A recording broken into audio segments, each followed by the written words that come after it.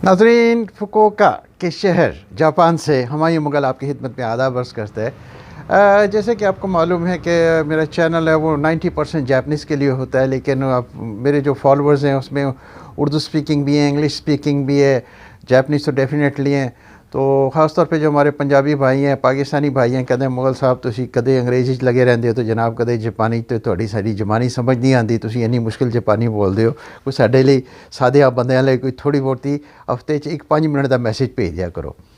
तो उनके लिए यही गुजारिश है कि मसला ये है कि कल मैं आज का जो मैं पॉइंट आपके सामने रखना चाह रहा हूँ वो ये है कि जुमा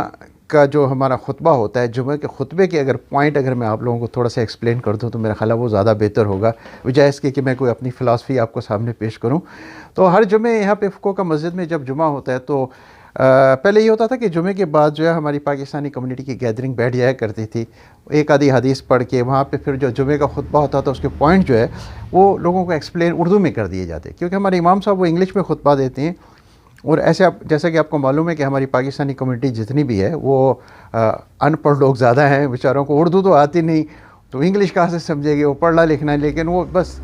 नमाज फ़र्ज़न जुमे की नमाज़ लाजमी पढ़नी है तो वो नमाज़ पढ़ के निकल जाते हैं। लेकिन उनके लिए एक समझाना बड़ी बात थी। तो हमारे जो दोस्त हैं पाकिस्तानी भाई मुझे कहने लगे मुग़ल साहब आप जर्नलिस्ट भी हैं और आप पॉइंट को अच्छी तरह से समझते हैं, तो जुमे के जो खुतबे के पॉइंट अगर आप वो थोड़ा सा 3-4 मिनट का उनका खुलासा बयान कर दिया करें मरहला वीडियो के ज़रिए तो वो ज़्यादा बेहतर होगा, ताकि वो तमाम जो हमारा ग्रुप है कम्युनिटी का उसमें एक मैसेज चला जाए। तो कल जो जुमे की नमाज़ थी, हमारे जो इमाम साहब थे उन्होंने बात की, बड़ी प्यारी का टॉपिक था हलाल और हराम। बड़ा ज़बरदस्त टॉपिक था और मैंने बड़ा मतलब उसको इफ़ेक्ट भी लिया और मतलब एक्सप्लेन करने की बात यही है कि हलाल और हराम क्या है।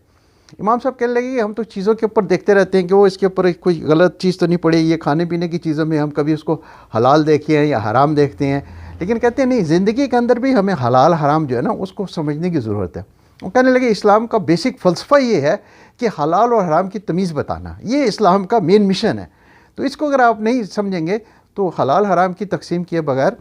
उसको हमने समझने की ज़रूरत है। और बड़े ही उन्होंने मुख्तलिफ़ हदीस दी। अब वो मैं तो मुफ्ती नहीं हूँ, नामा अलामा हूँ, और कुरान पाक की जो आयत है वो पढ़ के सुनाई वो भी मैं उसको बयान नहीं करना चाहता। मैं जो बात मुझे समझ आई वो आप तक बयान करना चाहता हूँ।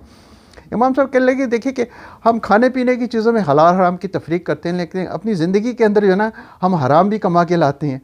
कमाई हराम की भी होती है, लेकिन उसके अंदर हम तकसीम नहीं करते, को तफरक पैदा नहीं करते कि क्या चीज़ हलाल है क्या हराम है। तो कहने लगे जो हलाल की कमाई है उसमें बरकत है, लेकिन अगर हराम की कमाई में आ गए, आपने कोठिए बंगले कारें सब कुछ आपके पास सब कुछ होगा और आप महसूस कर रहे होंगे कि लोग आपको देख के खुश महसूस कर रहे होंगे, लेकिन कहते हैं उस बंदे के अंदर तौर पे दिली तौर पे कोई तस्कीन नहीं होगी, उसके अंदर से कोई खुशी नहीं होगी। तो असल चीज़ है जब तक आपके अंदर हलाल नहीं जाएगा आपके रूह के अंदर जो है ना तस्कीन और अमन सुकून ये पैदा नहीं हो सकता। तो उन्होंने बड़ी अच्छी मिसाल दी, कहने लगे देखें कि अगर हम अपने घर में जाते हैं, कोई अच्छा सा हमने घर बनाया है और हम घर में दाखिल होते ही वहाँ पे देखने को कोई सांप अंदर घुसा है, तो आप क्या करेंगे? पहले तो आप डर जाएंगे, वो इस अब सांप आ गया अंदर। तो लेकिन आप उसको सांप को मारने की कोशिश करेंगे या निकालने की कोशिश करेंगे, पहले तो आप अंदर नहीं दाखिल होंगे, लेकिन उसके बावजूद क्या करेंगे, जब तक वो सांप आपके अंदर से वो डर नहीं निकल जाता कि यहाँ सांप नहीं है, तो उसकी सांप को निकालने की कोशिश में आप लगे रहते हैं। होता ही है कि ना आप अपनी फैमिली को अंदर ले जा सकते हैं, लेकिन यह कि फाइनल अगर आपको पता लग गया कि यहाँ सांप है तो हो सकता है आप वो घर से ही मूव कर जाएँ। तो कहती है जब हमारे घर के अंदर एक सांप हो जाता है, उस सांप की मिसाल उन्होंने कहा ये हराम की तरह है। जैसे हम हराम की कमाई अपने घर के अंदर लाते हैं, उसको आपने कभी महसूस नहीं किया कि ये बड़ी ख़तरनाक चीज़ है? उसके अंदर आप अपने बच्चों को भी खिला रहे होते हैं, घर बाहर में भी रख रहे होते हैं। तो कहते हैं सांपों के अंदर रहने वाली ज़िंदगी। वो हमारे इमाम साहब अभी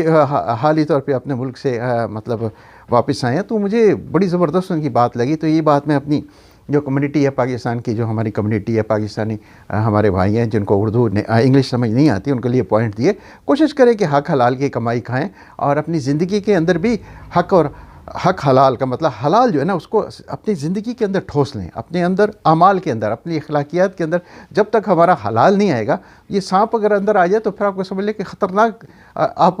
अपने ज़हन भी जो है ना ख़तरनाक रहता है बंदा। तो यही चीज़ है कि हम जितने भी खुशी हासिल करने के लिए जब तक हम हलाल का मतलब है राइट वे, जैसे कहते हैं ना राइट पैथ, सही सीधे रास्ते पे, वो सिरात मुस्तकीम जिसे कहते हैं, तो सीधे तरीके से कमाई करना, सीधे के तरीके से हलाल कमाना। लेकिन वो इमाम साहब कह लगे अब हालात हैं, ये जो दुनिया ये जो कोरोना भी है और इसमें प्रॉब्लम भी हो गया, क्योंकि हम ना इकट्ठे हो सकते हैं ना, ये वाज हो सकता था, मतलब मस्जिद में हम 2 नमाज पढ़ के हम निकल जाते हैं, और ना कोई तबलीग होती है ना कोई दीन ईमान की बात होती है। तो ये मैं भी महसूस कर रहा था। तो मेरे पाकिस्तानी भाई दोस्तों ने कहा, कहने लगे मौलवी साहब अब थोड़ा वीडियो के अंदर मैसेज थोड़ा इसको भेज दें, ताकि जो लोग जुमे में नहीं आए या जिनको बात समझ नहीं आती तो उनको बताई जाए।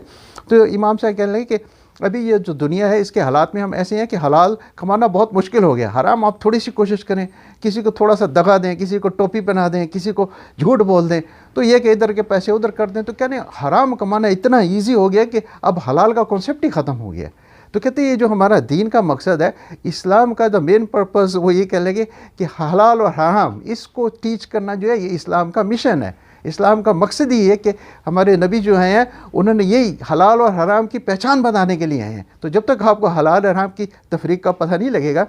दुनिया के अंदर अमन कायम नहीं हो सकता, ज़हनों के अंदर अमन नहीं आ सकता, सुकून नहीं आ सकता। अपने ईमान को, अपने